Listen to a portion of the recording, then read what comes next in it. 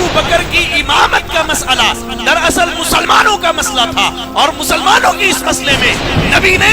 اللہ کی مرضی کا فیصلہ سنایا کہ نبی کے مصلی پر نبی کے بعد اگر کوئی کھڑا ہو سکتا ہے تو ابو بکر صدیق کھڑا ہو سکتا ہے۔ کہتے ہو کہ ابو بکر نے امامت غصب کر لی،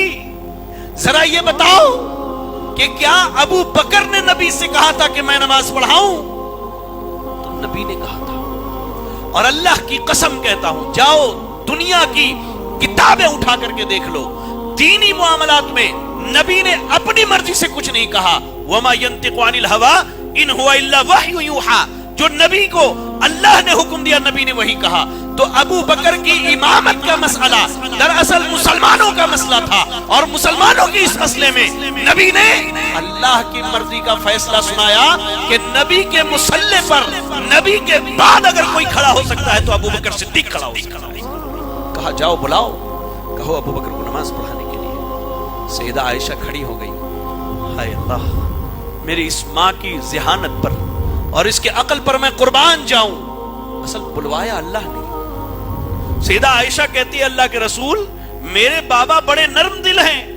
وہ آپ کی جگہ پر کھڑے ہوں گے تو نماز نہیں پڑھا پائیں گے، ایسا کیجئے آپ عمر رضی اللہ تعالی عنہ کو کہہ دیجئے کہ نماز پڑھا لیں۔ اللہ کے نبی نے کہا کہ عائشہ جاؤ، جا کر کے ابو بکر کو کہو کہ نماز پڑھائے۔ پھر انہوں نے وہی بات کی، اللہ اکبر اللہ اکبر اللہ اکبر۔ اللہ کے نبی صلی اللہ علیہ وسلم نے پھر کہا کہ عائشہ جاؤ، جا کر کے ابو بکر سے کہو کہ لوگوں کو نماز پڑھائے۔ ایسے ہی صحیح بخاری کی ایک روایت ہے کہ جب اللہ کے نبی کی بیماری بہت بڑھ گئی، سیدنا بلال نے آذان دے دیا، لوگ انتظار میں ہیں نبی ٹھیک ہوں گے، باہر آئیں گے، آپ اٹھ نہ پائے، باہر آ نہ پائے۔ اللہ اکبر کہا، مرو ابا بکر فلیصلی بالناس، لوگوں جاؤ،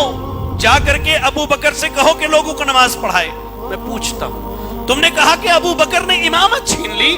ارے میرے بھائی وہاں تو علی بھی موجود تھے، اللہ کے نبی کے داماد ہیں، اللہ کے نبی کے چچا زاد بھائی ہیں، اہل بیت میں سے ہیں، عباس بھی موجود تھے اہل بیت میں سے، عبداللہ ابن عباس بھی موجود تھے اہل بیت میں سے، علی کے بھائی رضی اللہ تعالیٰ عنہ عقیل بھی وہاں موجود تھے، حسن بھی وہاں موجود تھے، حسین بھی وہاں موجود تھے۔ اگر تم نے کہا کہ انہوں نے خلافت چھین لی، اللہ کے نبی نے اہل بیت میں سے کسی کو نہ بڑھایا تو اپنے خلیل، اپنے جگری یار ابو بکر صدیق کو امامت کے لیے بڑھایا، اور اپنی مرضی سے نہیں بڑھایا تھا، وہ اللہ کا حکم تھا، وہ اللہ کی مرضی تھی کہ لوگوں جاؤ، جا کر کے کہو کہ ابو بکر لوگوں کو نماز پڑھائے۔ خالی حکم نہیں دیا بلکہ دیکھا، آپ نے دل ہی دل میں اطمینان کر لیا کہ لوگ ابو بکر صدیق کے پیچھے مطمئن ہیں۔ بیماری جب ہلکی ہوئی کچھ دنوں کے بعد تو فجر کی نماز ہو رہی تھی،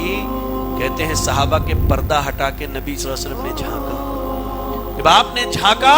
تو لوگ خوشی کے مارے کہتے ہیں کہ ہم نمازیں توڑ دیتے اپنی، لیکن اللہ کے نبی نے اشارہ کیا، ادھر سیدنا ابو بکر صدیق بھی پیچھے ہٹ رہے تھے، اللہ کے نبی نے اشارہ کیا کہ ابو بکر اپنی جگہ پر ٹھہرے رہو، یہ وہ مقام ہے، یہ وہ مقام ہے ابو بکر جو تمہیں اللہ نے اور اس کے رسول نے عطا کیا ہے، اللہ کی قسم، اپنی جگہ پر ٹھہرے رہو۔ اللہ اکبر اللہ